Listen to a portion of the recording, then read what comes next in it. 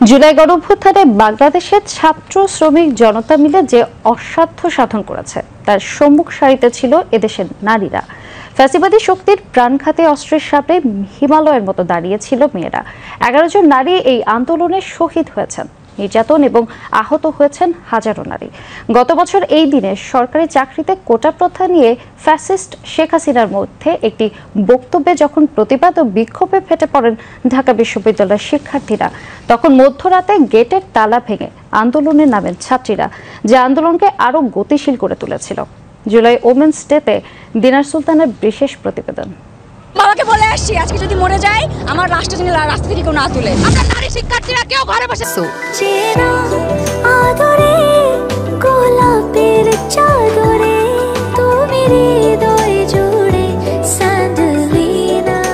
Sandalina so রূপচর্চায় আভিজাত্য থাকবো না। পিছনে পুলিশ আর সামনে স্বাধীনতা।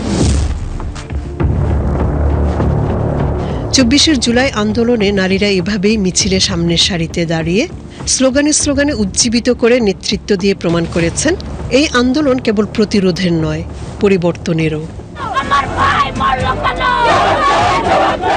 ব্রিটিশ বিরোধী আন্দোলন থেকে শুরু করে ভাষা আন্দোলন ও মুক্তিযুদ্ধ, সব জায়গায় নারী অসীম সাহসিকতার পরিচয় দিলেও জুলাই গণ অভ্যুত্থানে নারীর অংশগ্রহণ ছিল সবচেয়ে বেশি।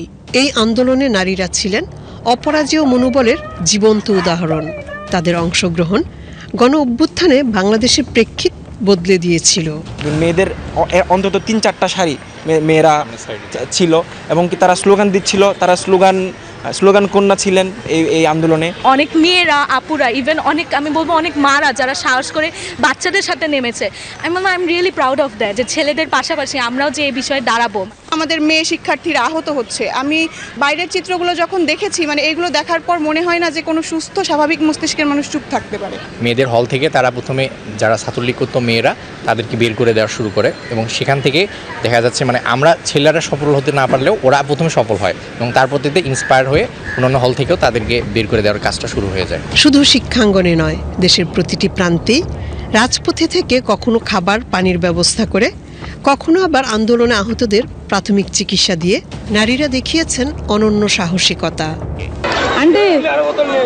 দোয়া করেন আমাদের জন্য। ভালো শোনারে আমি যে কি খুশি হচ্ছে মা, আমি কিছু করার পাচ্ছি না বয়সের কারণে। আমার এতগুলো মানুষ মারা যাচ্ছে, এখানে এতগুলো বাচ্চার মরে যাচ্ছে, এটা আসলে মেনে নিতে পারতেছি না আমি আসলে। এখন এই যে রক্তর বন্যা বয়ে যাচ্ছে না, এটার বিচার চাই, বিচার করতে হবে, জবাব নিতে আসছি, সবকিছু লিখিত আছে। তবে আন্দোলন সংগ্রামে নারীদের এই বীরত্বের পরও তারা প্রাপ্য মর্যাদা বা অংশীদারিত্ব পান না।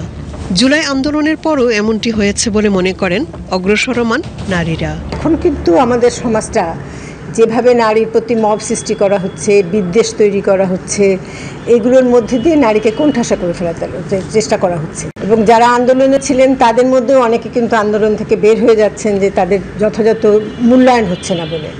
কাজে এই যে নারীকে আন্দোলনের মধ্যে রাখলাম, তাহলে সমাজ গঠনও তো আমাকে নারীকে রাখতে হবে। সেই সমাজ গঠনের নারীকে কিভাবে রাখবেন সেই কথাটা কিন্তু কেউ বলছেন না। আন্দোলন সংগ্রামের পর নারীরা আবার হারিয়ে যায়, তাদের শিকার হতে হয় বৈষম্যের। সামাজিকভাবেও নারীদের বিভিন্ন বাধার সম্মুখীন হতে হয়। পুরুষ শাসিত সমাজ ব্যবস্থা নারীদের পিছিয়ে থাকার অন্যতম কারণ বলে মনে করেন তারা। বাংলাদেশের একদম 52 থেকে আপনি 71, তারপরে 90-24 আপনি যখনই দেখবেন নারীরা কিন্তু ফোরফ্রন্টে থাকে, কিন্তু যখন ক্ষমতা ভাগাভাগির কোশ্চেন আসে বা ক্ষমতায় বসানোর কথা আসছে, তখন কিন্তু নারীদের সেই কন্ট্রিবিউশনটাকে অ্যাকনোলেজ করা হয় না। আমি তো মনে করি যে এই জিনিসটা সবচেয়ে ভালো হতো 24-এ যখন উপদেষ্টা নিয়োগ হয়েছে, তখন ওইখানে একজন নারী থাকলে সবচেয়ে ভালো হতো, যারা এই আন্দোলনে ছিল।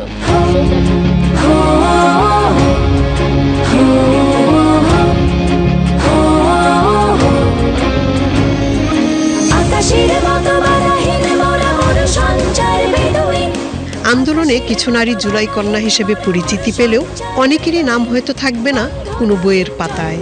তবু ইতিহাস জানে এই জনজোয়ারে নারীর পদধ্বনি ছাড়া জাগরণ ছিল অসম্ভব।